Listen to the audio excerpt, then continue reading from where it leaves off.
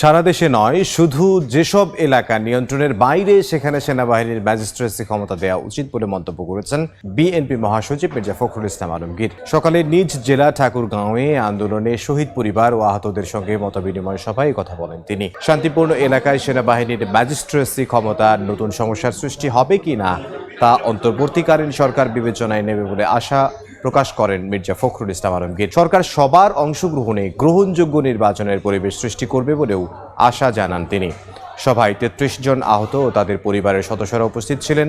তাদের হাতে আর্থিক সহায়তা তুলে দেন বিএনপি মহাসচিব। সেনাবাহিনীকে ম্যাজিস্ট্রিয়াল পাওয়ার দেওয়া হয়। আমি মনে করি যে সেই সমস্ত এলাকাতে দেওয়া দরকার যে সমস্ত এলাকাতে নিয়ন্ত্রণের বাইরে চলে গেছে, কিন্তু যে সমস্ত এলাকাতে পিসফুল আছে, শান্তিপূর্ণ আছে, যেখানে রাজনৈতিক নেতা কর্মীরাই সমস্ত বিষয়গুলোকে নিয়ন্ত্রণ করছেন, সেইখানে এই ম্যাজিস্ট্রিয়াল পাওয়ার দিয়ে আবার নতুন সমস্যা তৈরি করা সম্মুখীন হবে না বুদ্ধিমানের।